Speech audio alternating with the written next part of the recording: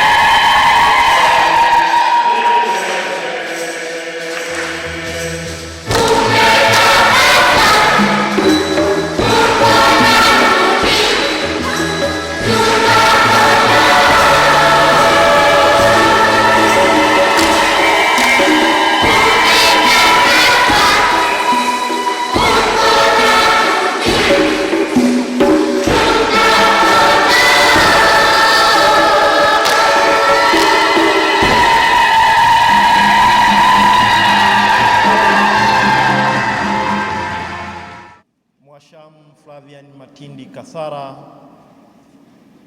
askofu wa jimbo letu la Geita,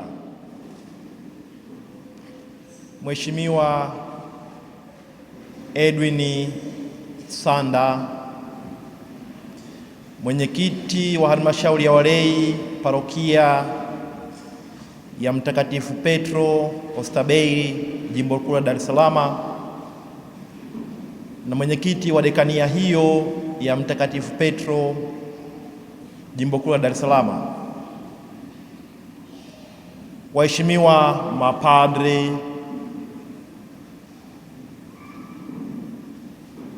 waheshimiwa watawa na wenye maisha ya wakfu,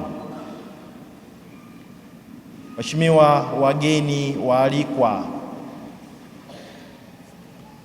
wapendwa waamini wote, tumsifu Yesu Kristo. Mungu ni mwema kila wakati.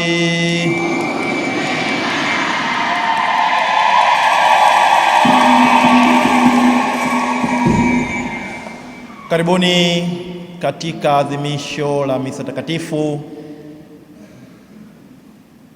Dominika hii, Dominika ya 6 ya kipindi cha Pasaka. Ndani ya Dominika hii katika parokia yetu ya Bikira Maria Afya ya Wagonjwa Sengerema Tunamshukuru Mungu ambaye ametupatia nafasi ya kukusanyika pamoja na kusali ili tuweze kutenda yale ambayo tunapasa kuyafanya katika kumpa Mungu utukufu. Tunasali tukimwomba Mungu atuongoze na kutusimamia ili tuweze kusanya nguvu zetu, sala zetu pamoja na rasilimali tulizonazo kwa ajili ya kuendeleza kazi ya ujenzi wa hekalu la Mungu, hatua ya pili ya mabenchi. Mwashamba Baskofu, tunakukaribisha sana katika adhimisho hili, na Mheshimiwa mgeni rasmi na wageni waalikwa, karibuni sana katika adhimisho hili. Tuweze kusali na kujiweka mikononi mwa Mungu, tukimwomba Mungu afungue mioyo yetu, afungue ukarimu wetu, ili yale ambayo tumepanga kuyafanya yampendeze yeye na yafanyike kwa sifa na utukufu kwa jina lake. Basi kwa nafasi hii ni kualike na kukuomba Mwashamba Baskofu utuongoze katika adhimisho hili la misa, na baadaye, baada ya misa, tutaanza mara moja kazi yetu ya harambee kwa ajili ya kukusanya rasilimali fedha ya kuendeleza kazi ya ujenzi, hatua ya mabenchi. Tunapoendelea na adhimisho la Dominika ya sita ya Pasaka, Dominika ambayo inatupeleka sasa kuingia katika maandalizi ya kupaa mbinguni Yesu Kristo. Ujumbe wa leo tunaambiwa tuhubiri bila kukoma na tuyatangaze yale makuu ambayo Mungu ametupatia. Tukiri sasa dhambi zetu tupate kustahilishwa kuadhimisha mafumbo matakatifu.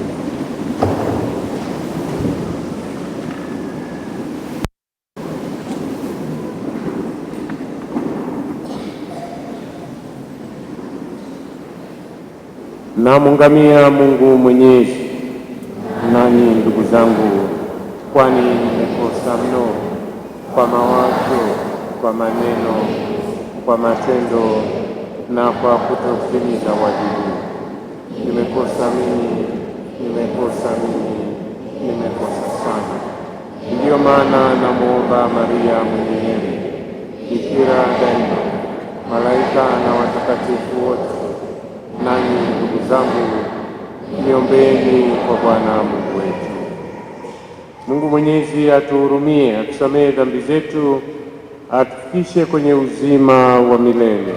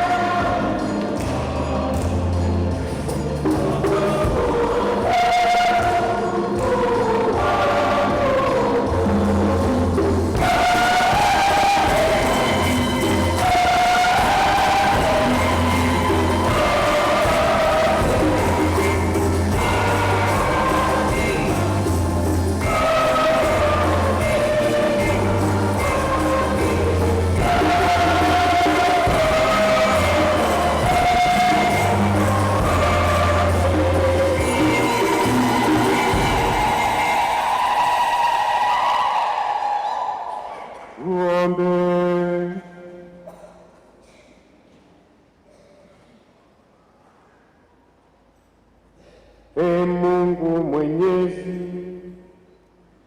utufanye tuzishereke kwa upendo moto siku hizi za furaha tunazoadhimisha kwa heshima ya Bwana mfufuka.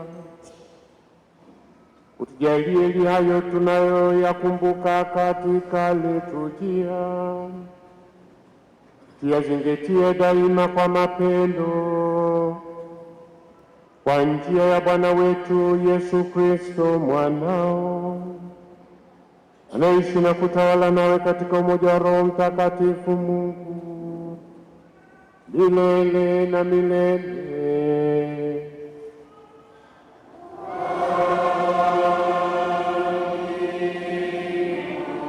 Teremka akaingia mji wa Samaria, akawahubiri Kristo. Na makutano kwa nia moja wakasikiliza maneno yale yaliyosemwa na Filipo. Walipoyasikia na kuziona ishara alizokuwa akizifanya, kwa maana pepo wachafu wakawatoka wengi waliopagawa nao, wakilia kwa sauti kuu. Na watu wengi waliopooza na viwete wakaponywa. Ikawa furaha kubwa katika mji ule. Na mitume waliokuwako Yerusalemu waliposikia ya kwamba Samaria imelikubali neno la Mungu, wakawapelekea Petro na Yohane, ambao waliposhuka wakawaombea, wakampokea Roho Mtakatifu, kwa maana bado hajawashukia hata mmoja wao, ila wamebatizwa tu kwa jina lake Bwana Yesu. Ndipo wakaweka mikono yao juu yao, nao wakampokea Roho Mtakatifu. Neno la Bwana.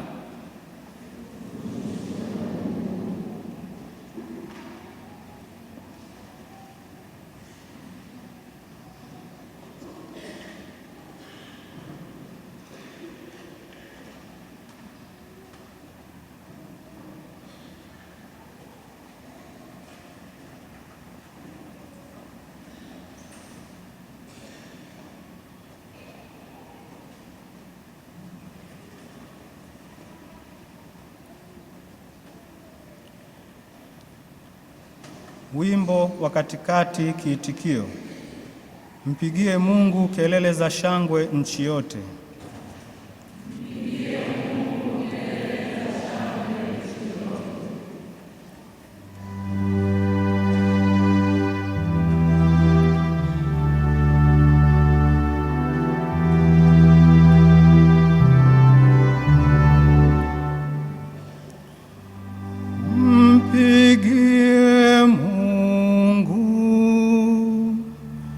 Kelele za shangwe nchi yote.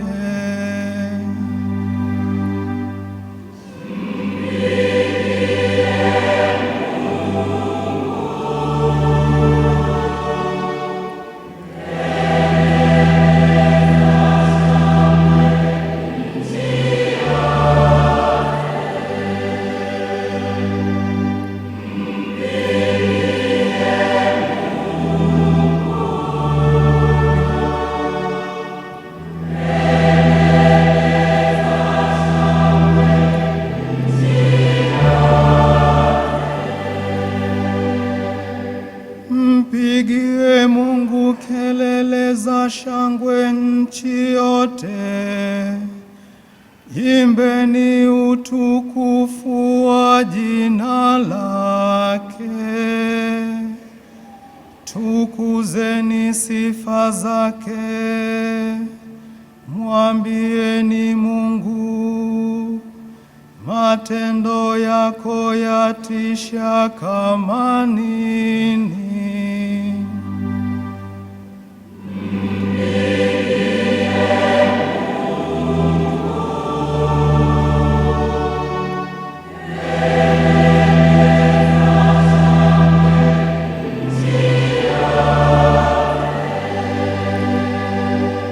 Nchi yote itakusujudia na kukuimbia, na italiimbia jina lako.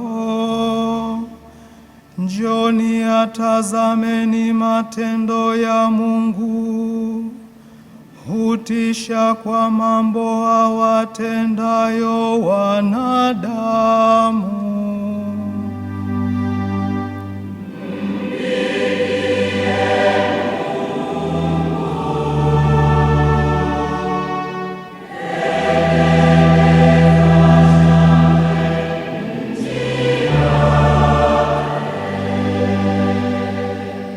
Aligeuza bahari ikawa nchi kavu, katika mto walivuka kwa miguu.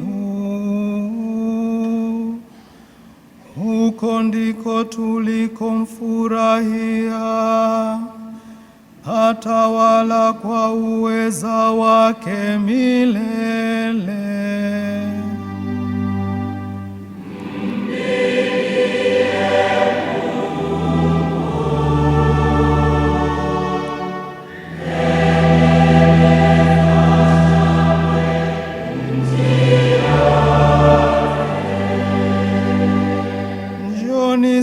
Sikieni ninyi nyote mnaomcha Mungu, nami nitayatangaza aliyonitendea roho yangu. Na ahimidiwe Mungu asiyeyakataa maombi yangu, wala kuniondolea fadhili zake.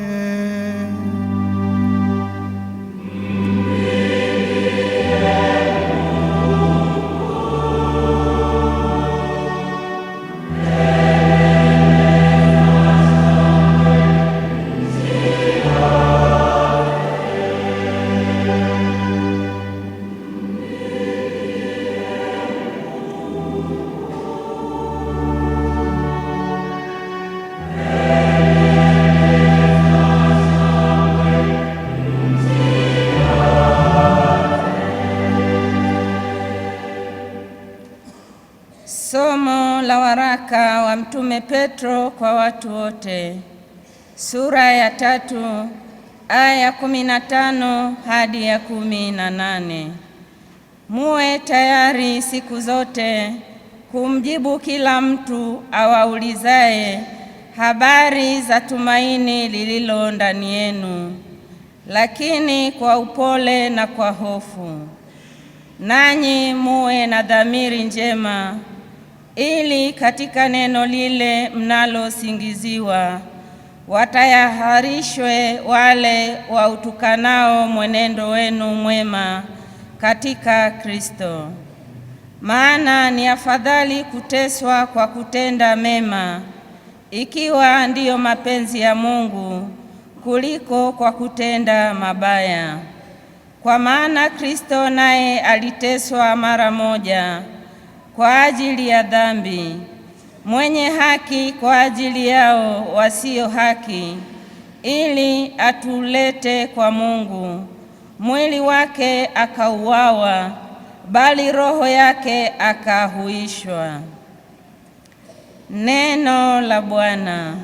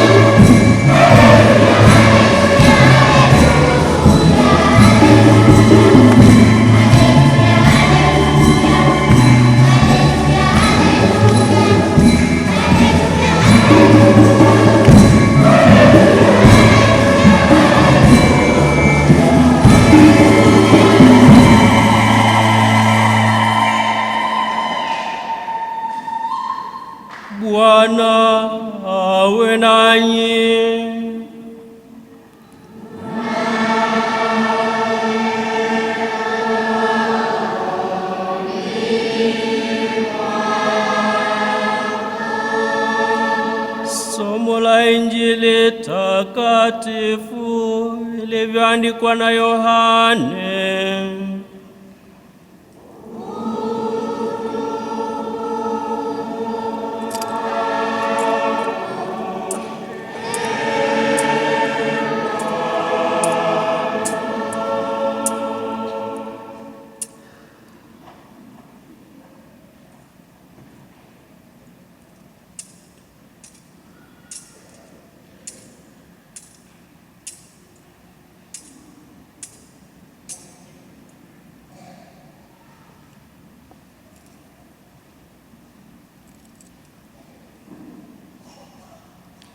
Yesu aliwaambia wafuasi wake, mkinipenda mtazishika amri zangu, nami nitamwomba Baba, naye atawapa msaidizi mwingine, ili akae nanyi hata milele.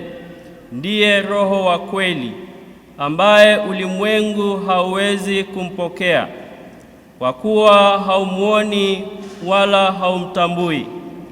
Bali ninyi mnamtambua, maana anakaa kwenu, naye atakuwa ndani yenu.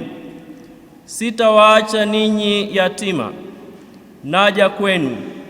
Bado kitambo kidogo, na ulimwengu haunioni tena, bali ninyi mnaniona. Na kwa sababu mimi ni hai, ninyi nanyi mtakuwa hai. Siku ile ninyi mtatambua ya kuwa mimi ni ndani ya Baba yangu, nanyi ndani yangu, nami ndani yenu. Yeye aliye na amri zangu na kuzishika, yeye ndiye anipendaye. Naye anipendaye atapendwa na Baba yangu, nami nitampenda na kujidhihirisha kwake. Neno la Bwana.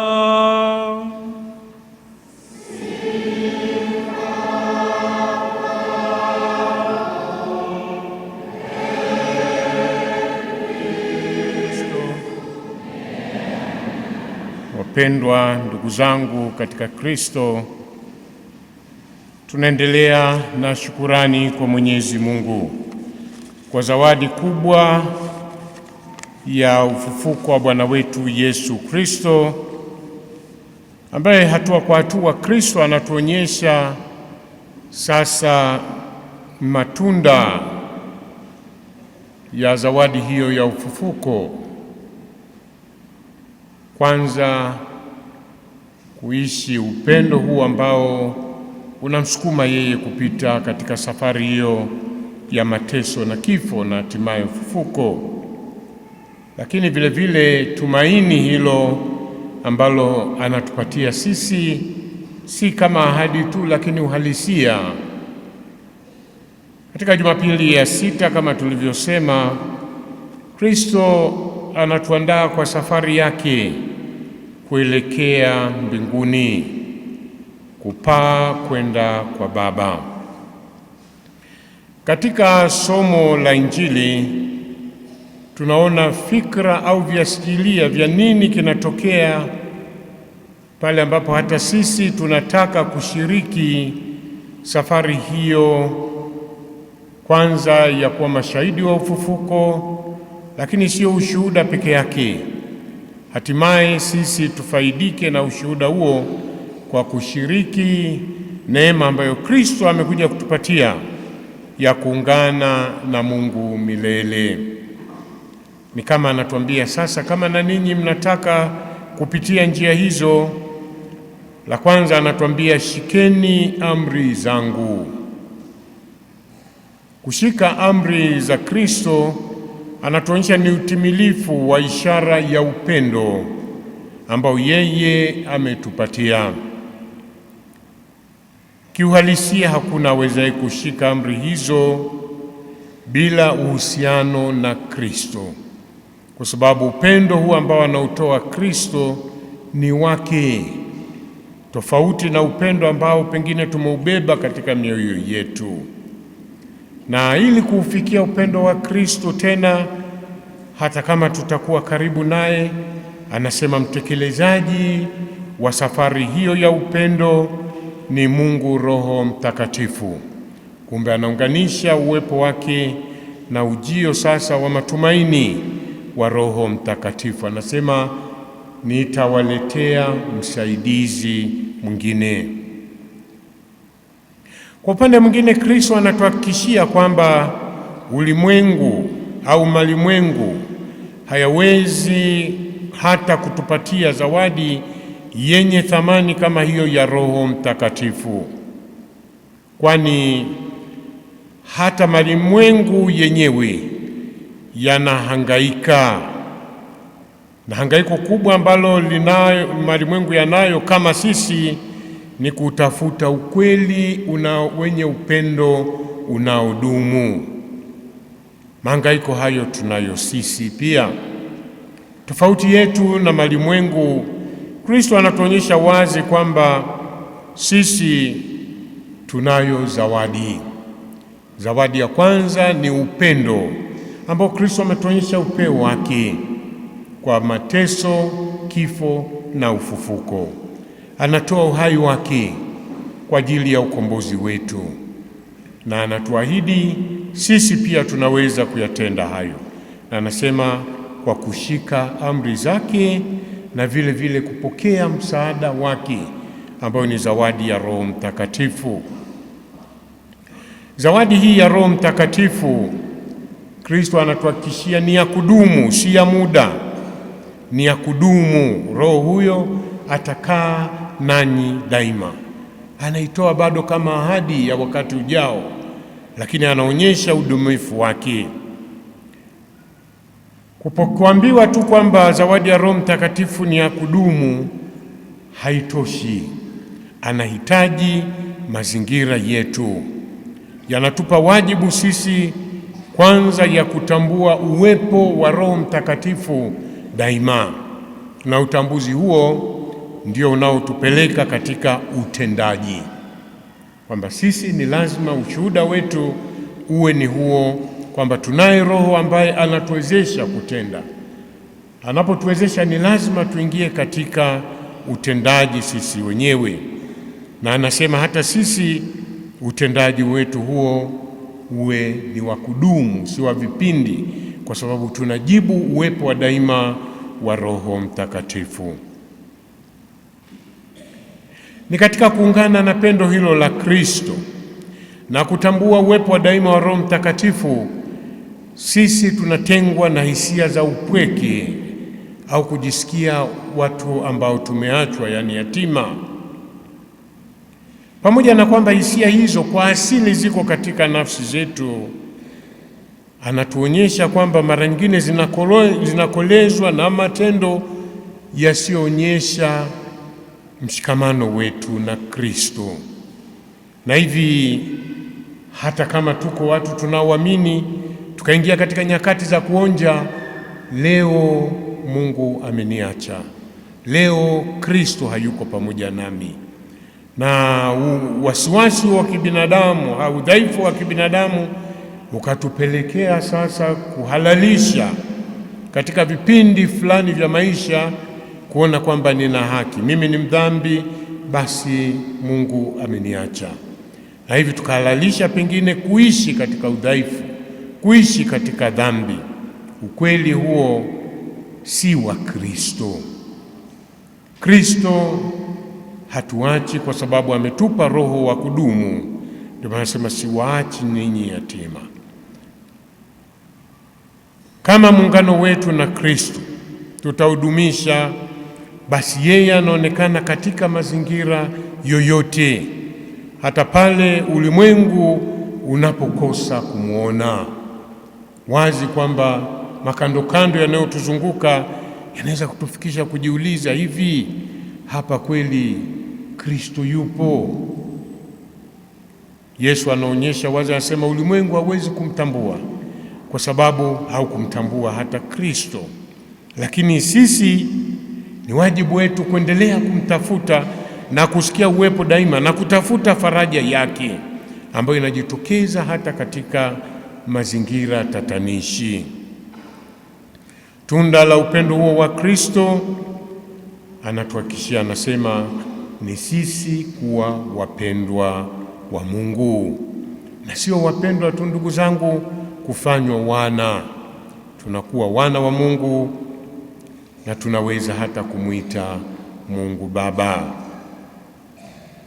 Katika somo letu la kwanza kutoka Matendo ya Mitume, upendo huo wa Kristo unajidhihirisha kuwa ni nguvu ya kuvuka hata zile tulizoona ni tofauti zetu zisizoponyeka, kwamba hili au wadui huu au mtengano huu ni wa kudumu. Matendo ya Mitume tunaambiwa hayo tunaweza kuvuka. Ndio upendo huo uliompa nguvu Filipo kwenda kuhubiri kwa Wasamaria. Tunaelewa hapo nyuma Wasamaria hawa walimnyima Yesu hata njia ya kupita, walikataa asihubiri kwao. Katika sura ya 9 ya Injili ya Luka na katika mstari wa 54 wa Injili hiyo hiyo sura ya 9 tunasikia Yakobo na Yohane wanatamani Wasamaria hao waangamizwe kwa moto, tena moto wenyewe utoke mbinguni. Na tena wanamwambia Kristo, sisi ndio tuite moto huo. Wameshamjua Kristo, wanasikia wana nguvu. Wanajiuliza, watu wanashindaje kumfahamu Kristo katika mazingira kama haya? Hawa ni wa kuangamizwa tu. Kristo anasema hapana, haistahili. Kumbe Kristo alijua kuna wakati wake wa uongofu, na ndio somo la leo tunasikia sasa Filipo anashuka kule, anakwenda kutangaza jina lile lile la Kristo. Anajitokeza katika kusema na kutenda.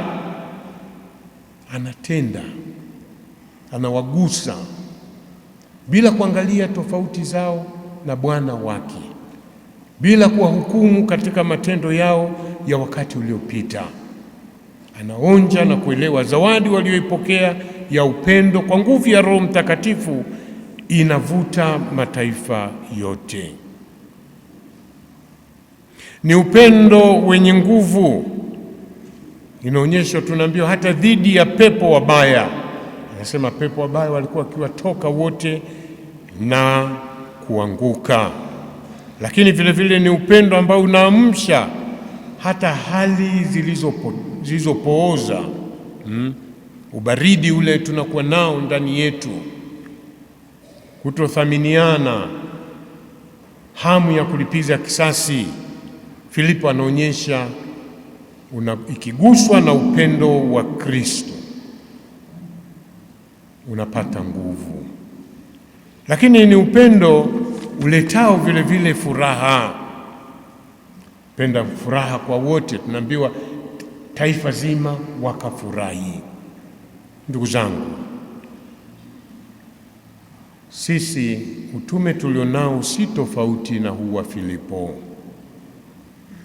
Tunazo historia zetu, makandokando yetu, na mengine yanayotuhalalishia kabisa hata kuhukumu, na mengine ambayo kwa kweli hata ukilipiza kisasi, wale wenye moyo kama wako wanaweza wakasema hii imekuwa ni halali. Filipo anaturudisha na kutukumbusha kwamba haihalalishi kutenda uovu. Tunapaswa kushinda uovu kwa wema, na ushindi dhidi ya uovu ni kutangaza Injili katika mazingira hayo hayo ambayo yanakwaza, kuingiza upendo wa Kristo, kupokeana na kusameheana. Lakini Filipo anakwenda mbali zaidi ya msamaha. Anaona wanaohangaika, bado anajibu mahitaji yao. Leo Filipo yuko kati yetu. Sisi ndugu zangu Wananyampurukano tunasali leo kwa nia maalum kabisa kuomba Mwenyezi Mungu aendelee kututia shime kama tulivyoalikwa mwanzoni, kuendelea kumjengea Mungu mazingira yanayostahili kwa ibada yake. Tunazo kila sababu za kusema pengine hatuwezi. Na leo hii hata tunaoendesha baisikeli, si ndio, tunasema mafuta yamepanda huko Irani, si ndio? Zile nini mnaziita, daladala ndio baisikeli ile ya abiria, si ndio, zimepanda bei. Sijui kama mkuu naelewa, kwa ajili ya mafuta vita ya Marekani, Israeli na Iran. Watu tumepandisha mchicha, tunaulima kwa kutumia mbolea kuku wa mayai, imepanda. Inawezekana kweli mayai yakapanda bei kwa sababu pengine bei ya umeme labda itapanda au imeshapanda, lakini mchicha, lakini tumehalalisha. Kwa hiyo tuna kila sababu ya kusema hata harambee ya leo labda ingefutwa eti.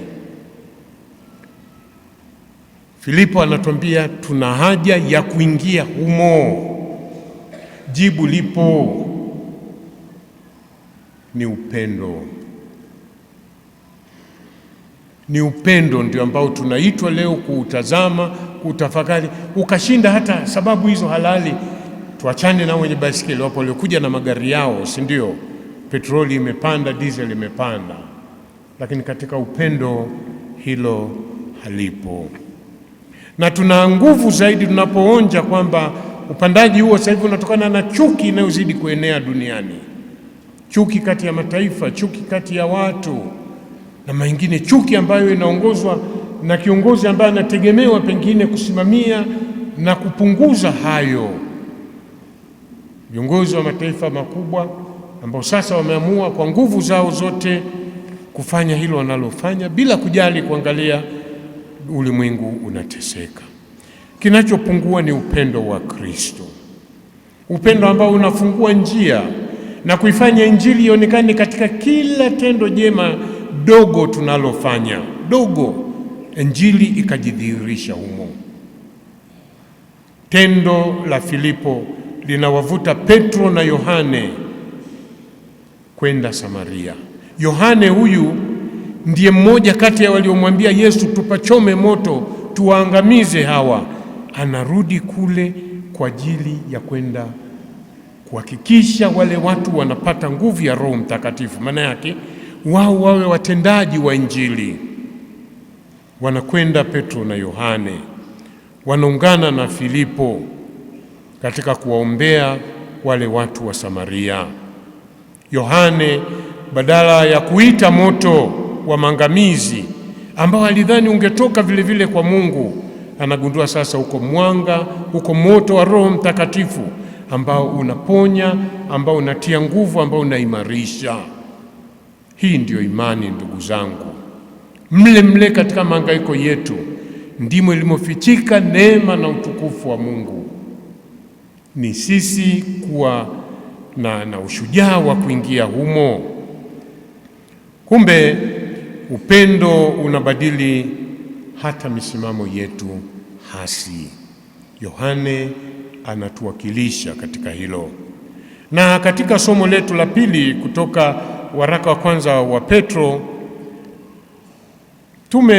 Mtume Petro sasa anaturudisha na kutuambia upendo wa Kristo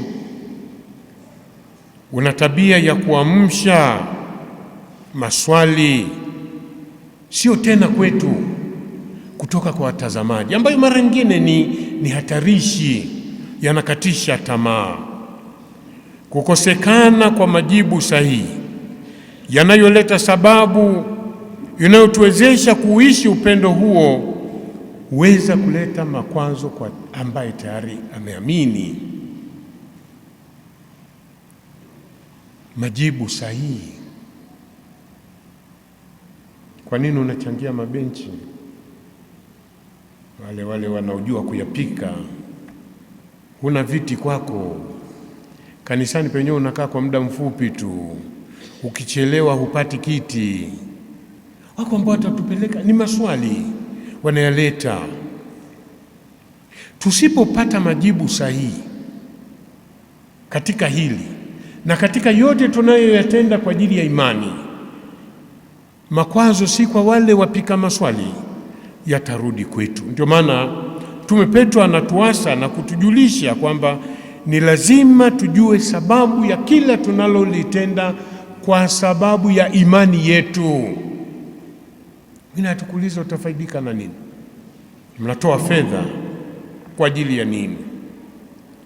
Ni kwa sababu ya imani, kwa sababu ya Kristo ambaye yeye alitolea mpaka senti yake ya mwisho kwa ajili ya kukomboa ulimwengu. Mimi natoa sehemu kidogo tu, natambia tujue sababu ya hilo, na anasema si jingine, la kwanza ni kwa sababu ya tumaini linaloishi ndani yetu.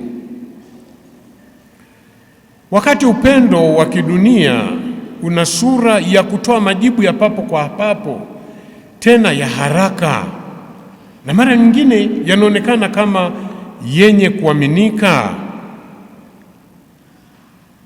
tutayatenganisha na majibu yetu ya kiimani, majibu yaliyojengwa katika upendo wa Kristo, katika udumifu wake. Udumifu wa matunda yanayoletwa na tumaini la kiulimwengu, ndugu zangu, ni ya kubaki hapa hapa duniani. Leo tunaweza tusikamilishe vizuri harambee yetu kwa sababu pengine tu ya furaha ambazo tutazipata jioni ya leo, na baada ya pale zimekwisha. Lakini furaha inayomkuta yule ambaye leo atashiriki katika matendo haya ya kujenga tena imani ni ya kudumu. Kama utatoa benchi zima, utakapoingia huko kanisani una haki ya kuona mabenchi yote umeyatoa wewe, na udumifu huo utakwenda pengine hata kwa wajukuu zako, kama utakuwa na nguvu ya kuambia niliweka mle benchi moja. Ndio Kristo anasema ulimwengu hauelewi hilo, hauna nguvu ya kujua ukweli huo. Ndio maana hata Kristo anatusukuma na kutuambia upendo wake unadai utulivu, upole na heshima, kama ambavyo Petro ametuambia katika waraka wake. Kristo mwenyewe amekwisha sema, mkizishika amri zangu mtakaa katika pendo langu. Na anatusukuma, anasema haikomei hapo, ni udumifu unaokwenda mpaka kwa Mungu Baba. Ndugu zangu, udumifu huo hauwezekani kama tutabaki katika kujenga dhamiri zinazoridhika tu na yale ambayo ni ya kidunia. Ni lazima, tunaambiwa na Petro, tujenge dhamiri hai ambayo anasema mwisho wake, utimilifu wake ni katika Kristo. Kwa imani yako ukamwona Kristo katika kila unalotenda, hata tendo dogo la kumpatia maji muhitaji mwenye kiu, ukaiona sura ya Kristo, au katika huyo maskini anayekunywa hayo maji, au ukaiona hata ndani ya maji ambayo umempa yakamtia uhai huyo mtu, yakamwongezea siku, na ukaona ni Kristo anayepita katika maji na kuongeza faraja kwa wahitaji.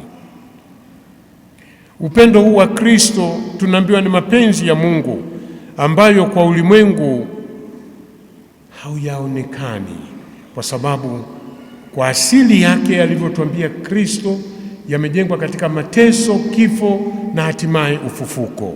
Ulimwengu unachukia mateso hata ambayo ni ishara ya wema, pale unapojinyima, kujitoa na kuwapatia wahitaji, pale ambapo unataka Mungu aonekane katika uzuri wake, katika sura yetu ya kidunia, pale ambapo unataka mahali hapa patishe, paonekane kweli hii ni nyumba ya Mungu na huu ni mlango wa mbinguni. Kipimo cha upendo huo si mwonekano wa nje mara nyingi, bali ufahamu wa matunda yake, na matunda yake ni haya: kama vile kwa mateso yake Kristo ametuletea uzima na kutufanya sisi tunaoshiriki mateso hayo tusikie, tuishi na kutamani ukombozi wetu. Kumbe ndugu zangu, katika maandalizi ya kusherehekea kupaa kwa Bwana wetu mbinguni, Mama Kanisa kwa nguvu ya Roho Mtakatifu ametupatia sisi nafasi hii, wana parokia hii ya afya ya wagonjwa, kwamba tujichumie tena nafasi, tujifungulie mlango wa mbinguni kwa tendo la ukarimu ambalo tutalitenda leo kwa kanisa lake. Tuombe Mungu abariki majitoleo yetu. Mungu atupe nguvu ya kukubali kupitia mateso kufikia ufufuko. Tumsifu Yesu Kristo. Roho Mtakatifu anajitokeza kwa namna mbalimbali. Utufungue masikio ya mioyo yetu ili yatambue mvuto mtakatifu. Pokea ombi letu Baba Mungu.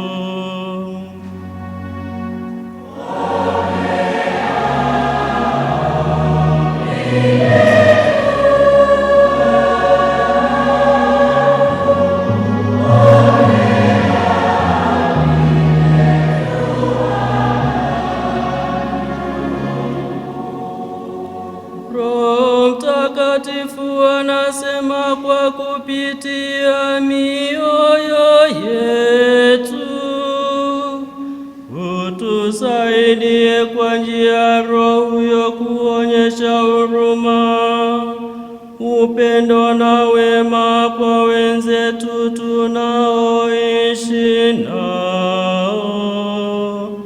Pokea ombi letu Baba Mungu.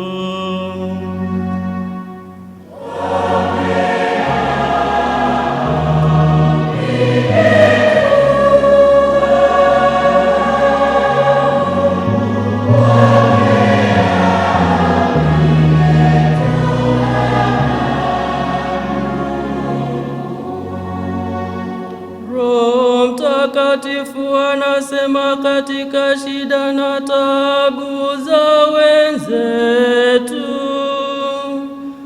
utuamshe kwa Roho wako Mtakatifu, tuwasaidie wenye shida mbalimbali. Pokea ombi letu Baba Mungu.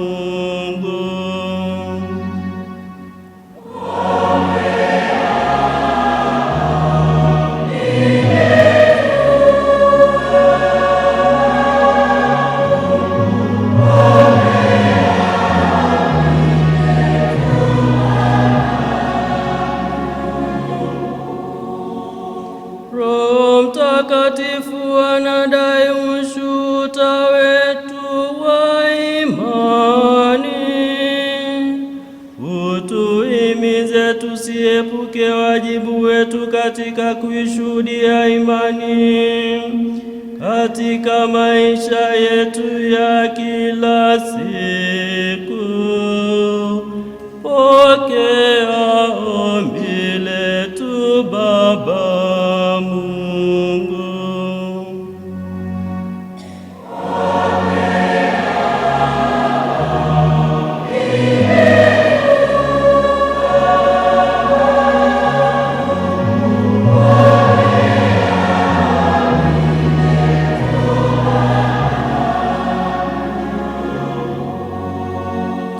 Roho Mtakatifu anatutumia wajumbe wa kueneza habari ya ufalme wako.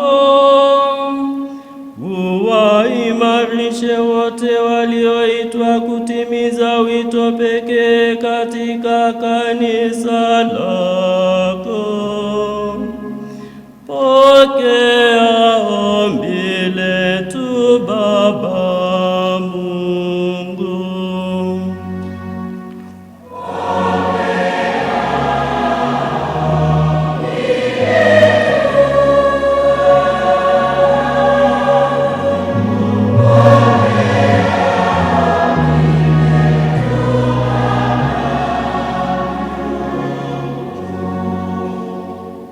sala ya shukrani kwa Mungu kwa kufanikisha kujenga na kutaba huu.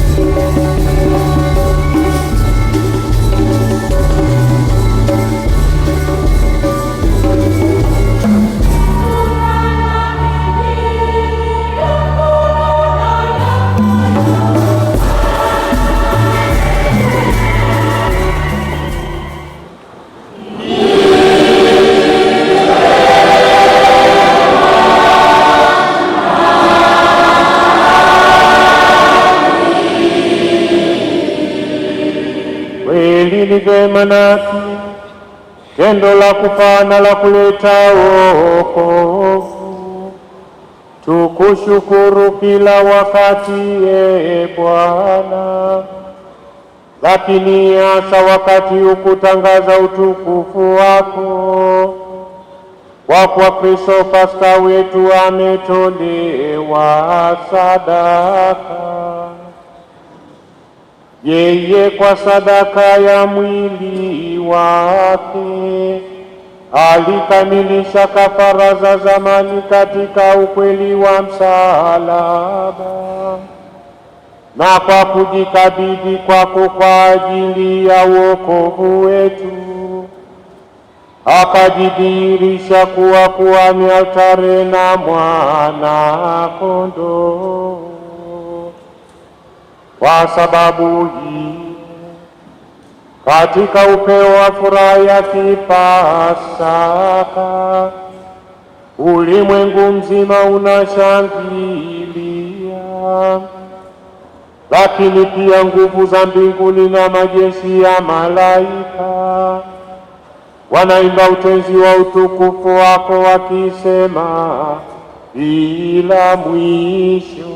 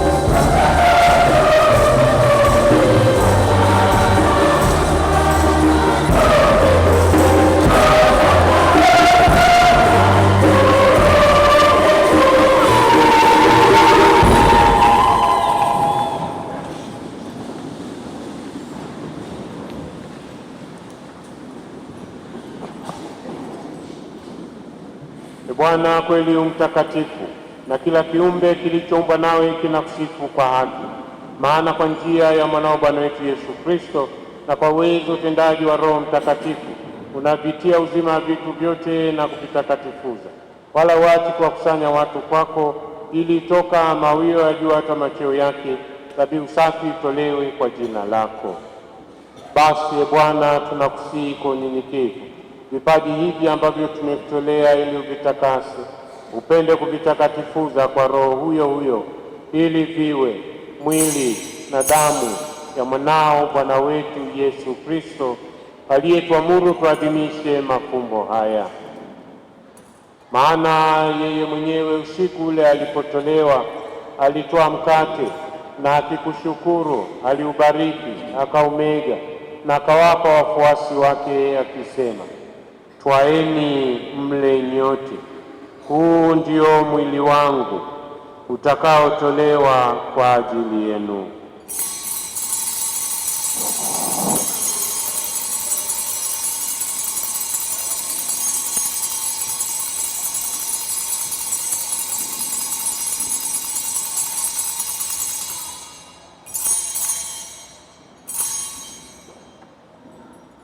Vivyo hivyo baada ya kula, akitwaa kikombe na kushukuru, alikibariki na kawapa wafuasi wake akisema, twaeni mnywe nyote, hiki ndicho kikombe cha damu yangu, damu ya agano jipya na la milele, itakayomwagika kwa ajili yenu na kwa ajili ya wengi kwa maondoleo ya dhambi.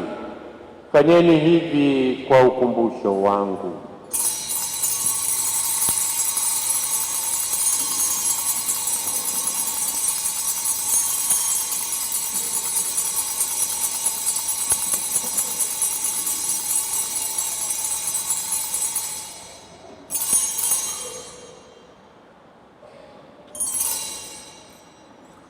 Fumbo la imani. Ee Bwana, tunatangaza kifo chako na kutukuza ufufuko wako. Kwa hiyo, Ee Bwana, tunapoadhimisha ukumbusho wa mateso ya mwanawe yaletaye wokovu pamoja na ufufuko wake wa ajabu na kupaa kwake mbinguni, na tunapoutazamia ujio wake wa pili na kutolea kwa shukurani sadaka iliyo hai na takatifu, tunakuomba uiangalie matoleo ya kanisa lako, na kwa kumtambua yeye aliye kafara, ambaye ulitaka kutulizwa kwa sadaka ya kifo chake, tujalie sisi tunaotiwa nguvu kwa mwili na damu ya mwanao na kujazwa Roho wake Mtakatifu, tupate kuwa mwili mmoja na roho moja katika Kristo. Yeye atufanya sisi tuwe kwako sadaka timilifu ya milele, ili tuweze kupata urithi pamoja na wateule wako. Kwanza kabisa pamoja na Bikira Maria mwenye heri, mama wa Mungu, na Mtakatifu Yosefu mume wake huyo bikira, na mitume wako wenye heri na mashahidi wako watukufu, na Mtakatifu Gema Garigani, msimamizi na mwombezi wa altare yetu, na watakatifu wote ambao tunategemea kupata daima msaada wa maombezi yao mbele zako. Tunakuomba, Ee Bwana, huyu aliye kafara na upatanisho wetu, alete amani na wokovu duniani kote. Upende kulimarisha katika imani na mapendo kanisa lako linalosafiri hapa duniani, pamoja na mtumishi wako Baba Mtakatifu wetu Leo wa 14 na askofu wetu Flavian Matindika Sala, pamoja na maaskofu wote na wakilelo wote na watu wote unaowafanya kuwa taifa lako. Ee Baba uliye mtakatifu, kwa huruma yako wakusanye kwako wanao wote waliotawanyika popote duniani. Wapokee kwa wema katika ufalme wako ndugu zetu marehemu na wote walioaga dunia wakiwa wamekupendeza, nasi tunatumaini kufika katika ufalme huo, ili pamoja tushibishwe milele kwa utukufu wako, kwa njia ya Kristo Bwana wetu, ambaye kwa njia yake unaujalia ulimwengu mema yote.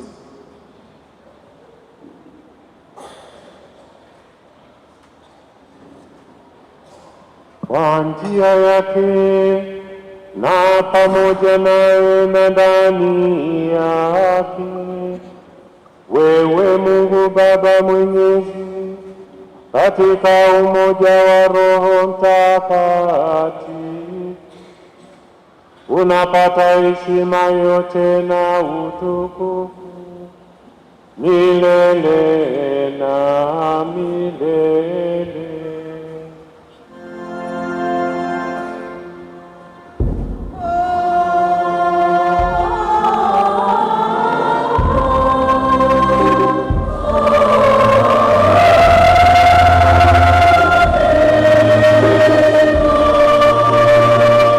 Amen.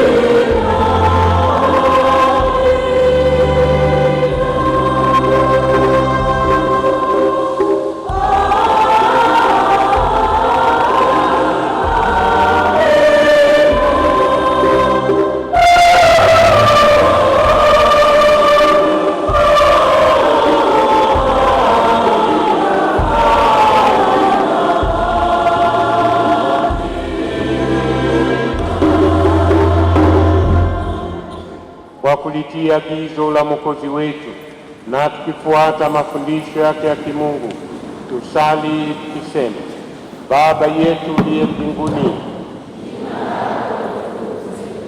ufalme wako ufike, utakalo lifanyike duniani kama mbinguni. Utupe leo mkate wetu wa kila siku. Utusamehe makosa yetu kama tunavyowasamehe na sisi waliotukosea. Usitutie katika kishawishi. Bwana, tunakuomba utuokoe katika maovu yote, tujalie kwa wema amani maishani mwetu, kusudi kwa msaada wa huruma yako tuokolewe daima na dhambi, wala tusifadhaishwe na jambo lolote, tunapotazamia tumaini lenye heri na ujio wa Mwokozi wetu Yesu Kristo.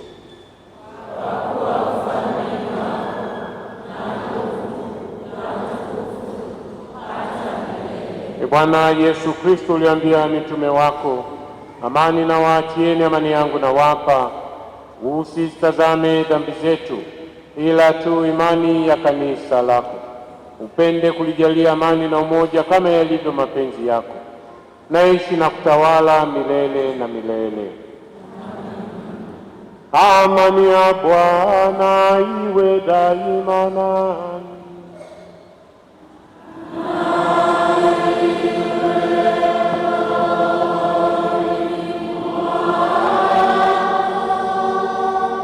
Peane amani.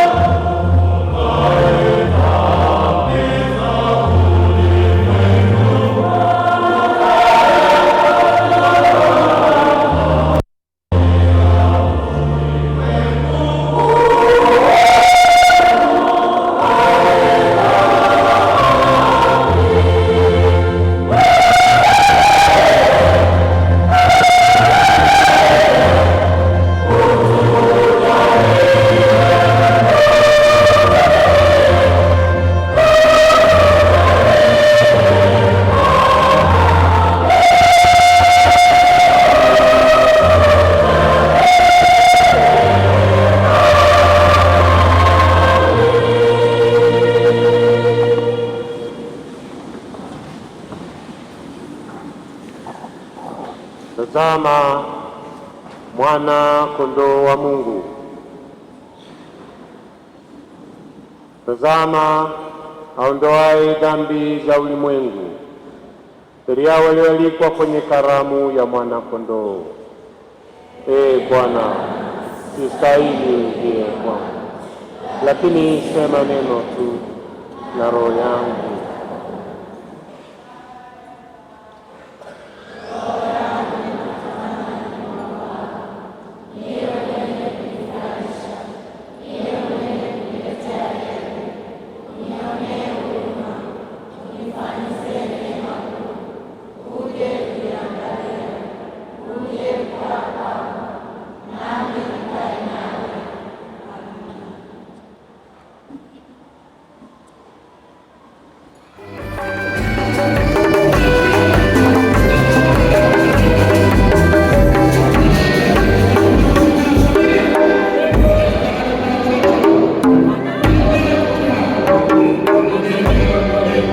Usisahau kushare, kusubscribe na kulike.